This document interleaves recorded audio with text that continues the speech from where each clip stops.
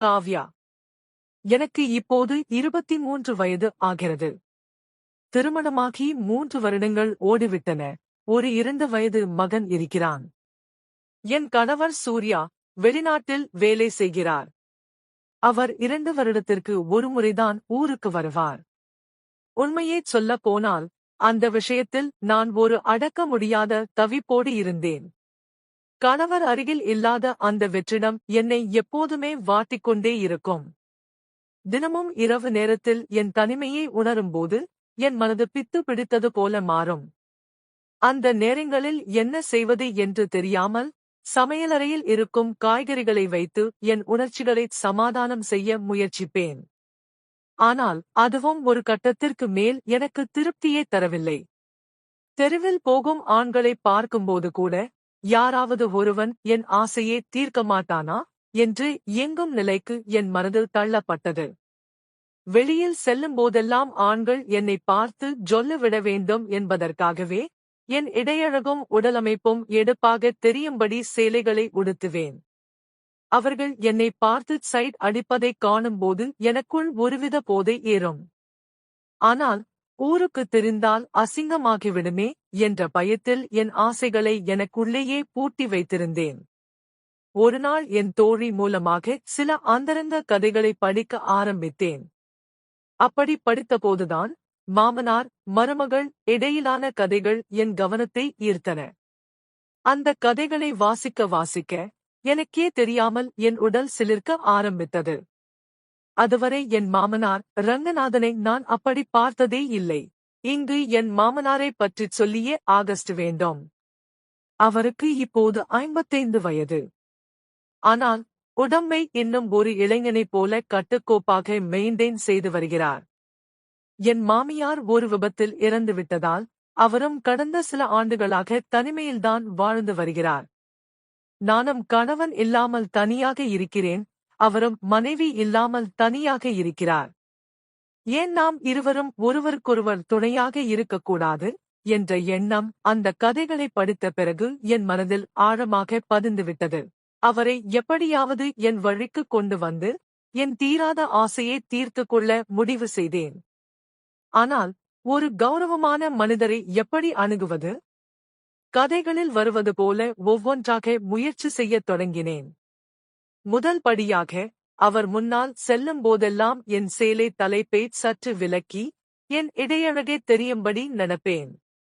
அவர் என்னை பார்க்கும்போது, இன்று மயங்குவாரா, நாளை மயங்குவாரா என்று ஏக்கத்தோடு காத்திருந்தேன்.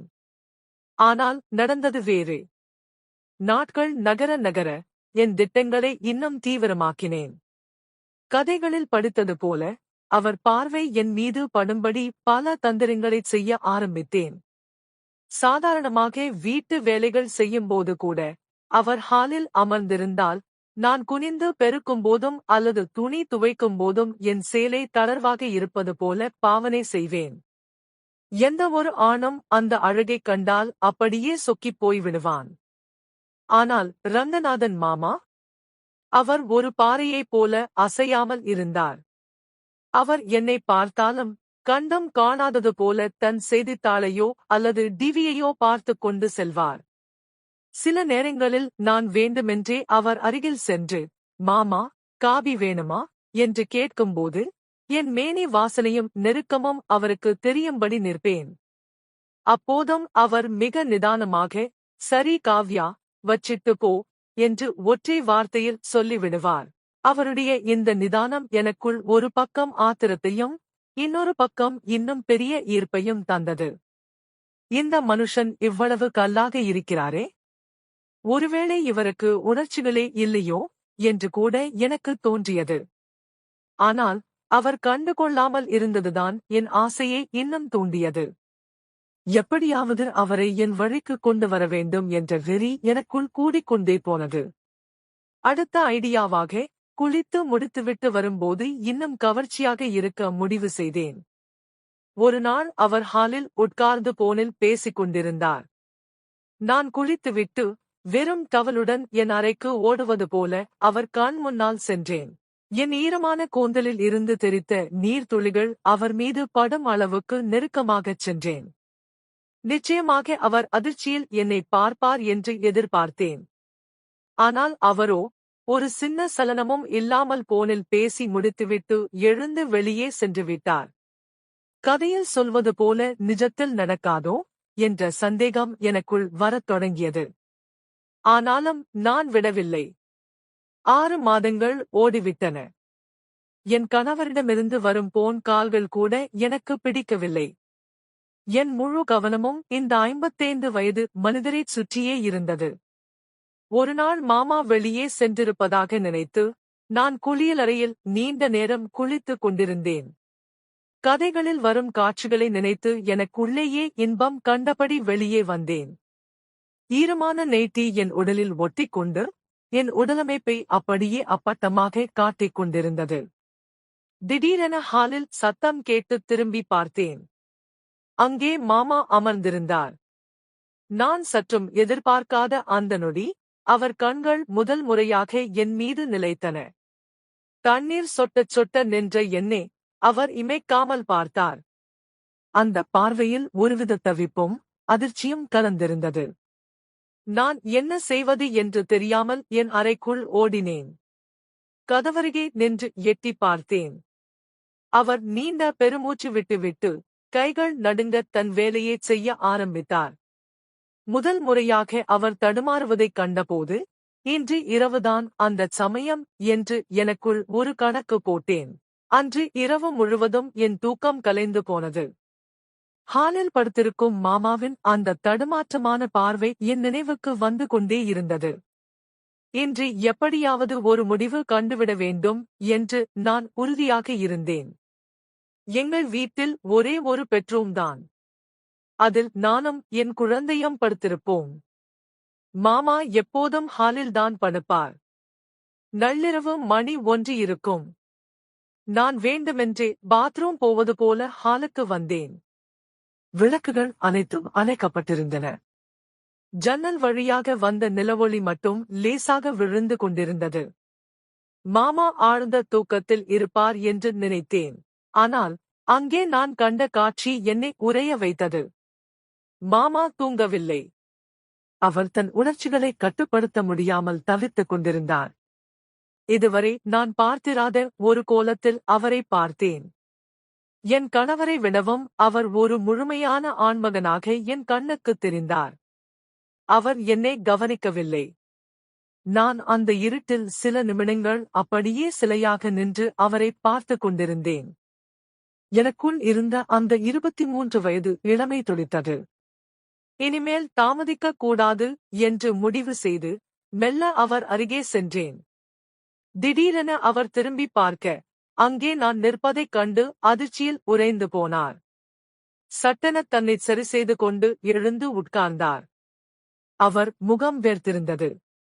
காவ்யா, நீ இங்க என்ன பண்ற?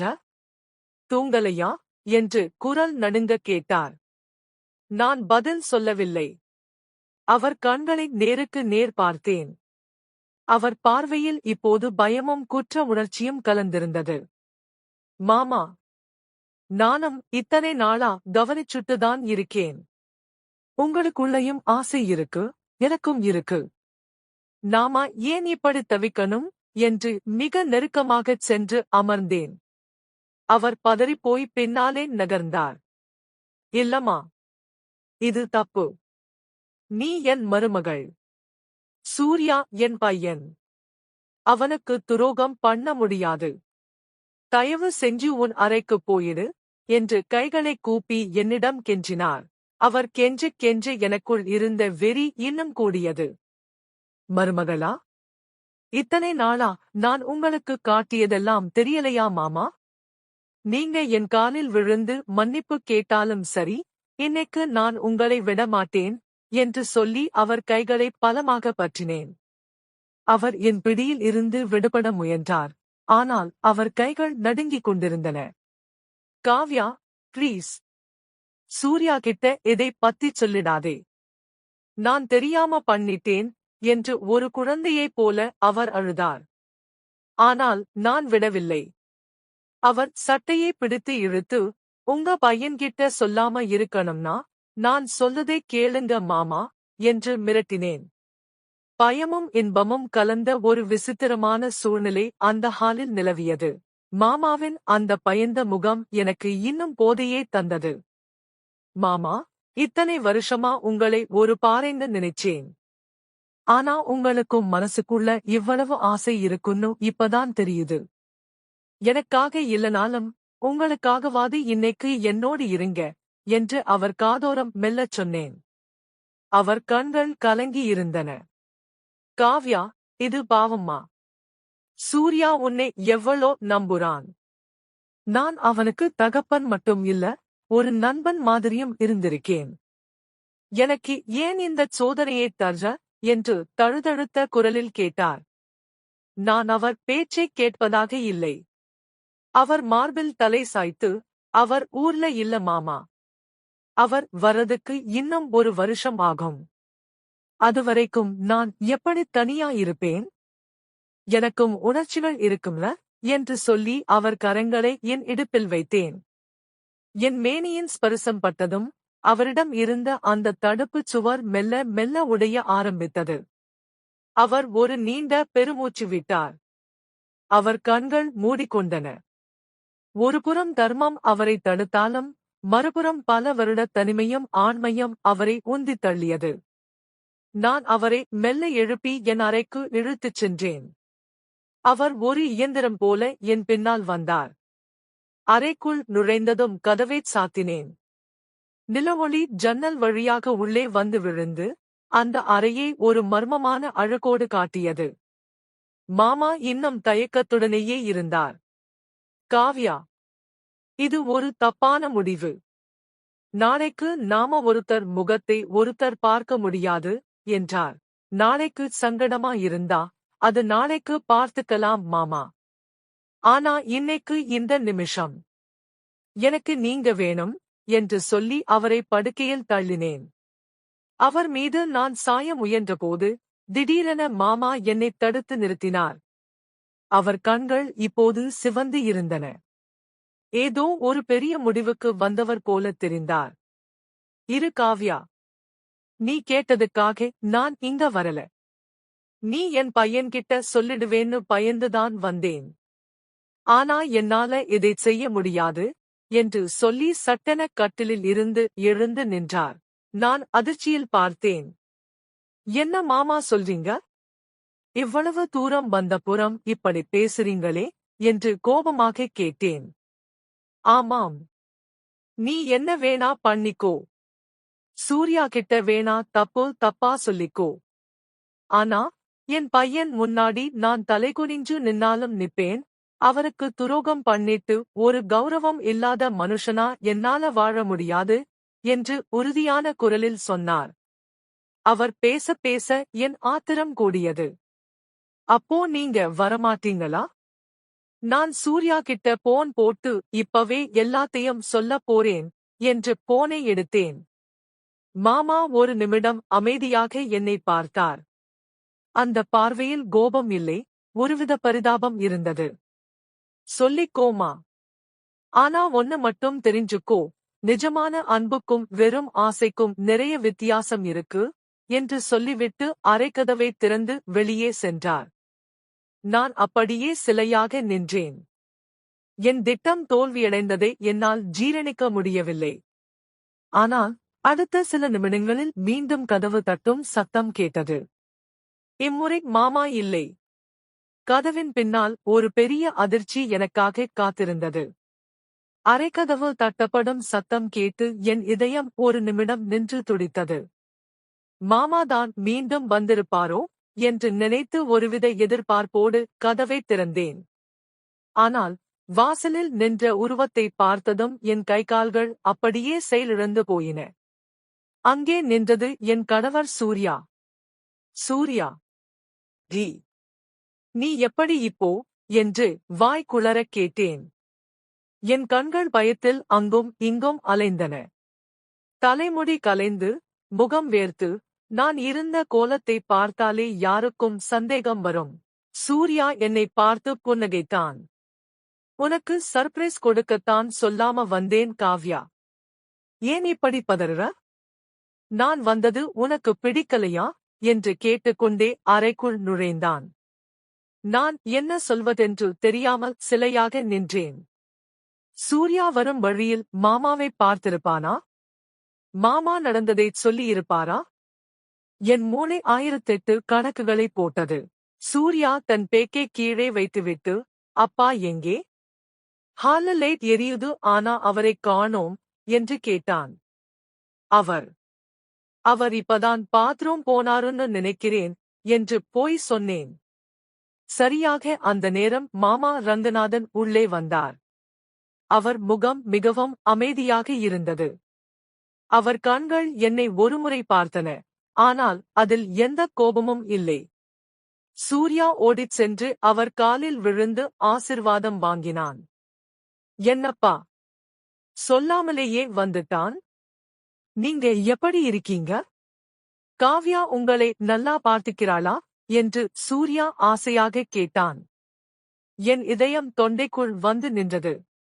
மாமா இப்போது உண்மையைச் சொன்னால் என் வாழ்க்கை இப்போதே முடிந்துவிடும். சூர்யா, உன் மனைவி காவ்யா என்று மாமா ஆரம்பிக்க, நான் கண்களை மூடிக்கொண்டேன். காவ்யா என்னை ரொம்ப நல்லா பார்த்துக்கிறாம்மா. எனக்கு ஒரு மகளா இருந்து எல்லாத்தையும் கவனிச்சுக்கிறா. நீ இல்லாத இந்த ஒரு வருஷமும் அவ ஒரு சின்ன குறை கூட இல்லாம இந்த வீட்டையும் என்னையும் பார்த்துக்கிட்டா என்று மாமா சொல்ல, நான் அப்படியே அதிர்ச்சியில் உறைந்து போனேன். சூர்யா என் பக்கம் திரும்பி பெருமையாக பார்த்தான்.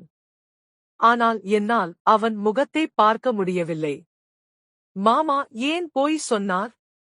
நான் அவரை எவ்வளவு மிரட்டினேன், எவ்வளவு கேவலமாக நடந்து கொண்டேன். அப்படியிருந்தும் அவர் ஏன் என்னை காப்பாற்றுகிறார்? அன்று இரவு சூர்யா என்னிடம் பல கதைகளை பேசினான். ஆனால் என் கவனம் முழுவதும் மாமாவின் வார்த்தைகளிலேயே இருந்தது. அவர் நினைத்திருந்தால் என் துரோகத்தை அம்பலப்படுத்தியிருக்கலாம். ஆனால் அவர் என் கௌரவத்தை காத்தார். அடுத்த நாள் காலை சூர்யா வெளியே சென்றிருந்த சமயம் நான் மாமாவிடம் சென்றேன். அவர் தோட்டத்தில் செடிகளுக்கு தண்ணீர் ஊற்றிக் கொண்டிருந்தார். நான் அவர் காலில் விழுந்து கதறி அழுதேன். என்னை மன்னிச்சிடுங்க மாமா. நான் எவ்வளவு பெரிய பாவம் செய்ய துணிஞ்சேன். என்னை அடிச்சாவது நீங்க உண்மையைச் சொல்லி இருக்கலாம் என்று அழுதேன். மாமா மெல்ல என்னை தூக்கிவிட்டார். காவ்யா, என் பொண்ணும் சின்ன வயசுலேயே இறந்துட்டா. அவ இருந்திருந்தா உன்னை மாதிரிதான் இருந்திருப்பா. அதான் உன்னை தப்பா பார்க்க என் மனசு வரல. சூர்யா உன்னை எவ்வளோ நம்புறான்னு எனக்கு தெரியும். அந்த நம்பிக்கையை உடைக்க எனக்கு இஷ்டம் இல்லை என்றார். மாமாவின் அந்த பெரிய மனது என் இதயத்தை உலுக்கிவிட்டது. என் மகள் இறந்துவிட்டாள், அவளுக்கு பதில் நீதான் என் மகள் என்று அவர் சொன்ன அந்த ஒரு வார்த்தை என் மனதில் இருந்த அத்தனை அழுக்குகளையும் துடைத்து எறிந்தது. இவ்வளவு நாள் காமக் கண்ணோடு அவரை பார்த்த நான், இப்போது ஒரு தந்தையின் உருவத்தில் அவரை பார்த்தேன். மாமா, இனிமேல் நான் உங்களுக்கு ஒரு மகளா மட்டும் இல்லாம, இந்த வீட்டின் கௌரவத்தை காப்பாத்துற மருமகளா இருப்பேன். என்னை தப்பா நினைச்சிராதீங்க என்று மீண்டும் அவர் கைகளை பற்றி கண்ணீர் விட்டேன். மாமா ரங்கநாதன் புன்னகைத்தார். காவ்யா, மனித மனசு சில நேரம் தடம் மாறும். அது வயசோட கோளாறு. ஆனா அதைச் சரி பண்ணிக்கிட்டு வரதுதான் உண்மையான ஒழுக்கம். இதை பத்தி இனிமே நாம பேச வேண்டாம். சூர்யா கிட்டையும் இது தெரிய வேண்டாம். இது நமக்குள் இருக்கும் ஒரு ரகசியமாவே இருக்கட்டும் என்று சொன்னார். அன்று மாலை சூர்யா வீட்டுக்கு வந்தபோது நான் அவனை எதிர்கொண்ட விதம் முற்றிலும் மாறியிருந்தது. என் கணவன் என் மீது வைத்திருக்கும் நம்பிக்கையும், என் மாமனார் என் கௌரவத்திற்காக பொய் சொன்ன அந்த தியாகமும் என்னை ஒரு புதிய மனுஷியாக மாற்றியிருந்தது. சூர்யா என்னிடம் சொன்னான், காவ்யா, அப்பாதான் எனக்கு போன் பண்ணி, உன் மனைவி இங்க தனியா கஷ்டப்படுறா, நீ இனிமே வெளிநாட்டு வேலை வேணாம்னு ஊருக்கே வந்துடுன்னு சொல்லி கட்டாயப்படுத்தி வரவச்சாரு. அவராலதான் நான் இன்னைக்கு இங்க உன் கூட இருக்கேன். அதை கேட்டபோது எனக்குள் ஒரு மின்னல் வெட்டியது போல இருந்தது. மாமாவுக்கு என் தவிப்பு புரிந்திருக்கிறது. நான் ஏன் அப்படி தடம் மாறினேன் என்பதையும் அவர் உணர்ந்திருக்கிறார். அதனால்தான் தான் தர்மசங்கடமான நிலைக்கு தள்ளப்படுவோம் என்று தெரிந்தும் தன் மகனை திரும்ப வரவழைத்து என் வாழ்க்கையை சீரமைத்திருக்கிறார். அன்று இரவு பல மாதங்களுக்குப் பிறகு நான் நிம்மதியாக தூங்கினேன். என் மனதில் இருந்த அந்த தீராத ஆசை இப்போது அன்பால் நிறைந்திருந்தது. என் கணவன் அருகில் இருந்தான். என் மாமனார் ஒரு தெய்வமாக எனக்கு பின்னால் நின்றார். வாழ்க்கையில் சில நேரங்களில் நாம் எடுக்கும் தவறான முடிவுகள் நம்மை அதல பாதாளத்திற்கு இழுத்துச் செல்லும். ஆனால் ஒரு நல்ல மனிதரின் வழிகாட்டுதலும் மன்னிப்பும் நம்மை மீண்டும் நல்வழிப்படுத்தும் என்பதற்கு என் வாழ்க்கை ஒரு பெரிய பாடம். இந்த கதை உங்களுக்கு பிடிச்சிருந்தா மறக்காம லைக் பண்ணுங்க. இது போன்ற சுவாரஸ்யமான கதைகளை தொடர்ந்து கேட்க நம்ம மயா கதைகள் சேனலை சப்ஸ்கிரைப் பண்ணி வச்சுக்கோங்க. அடுத்த கதையில் சந்திப்போம். நன்றி.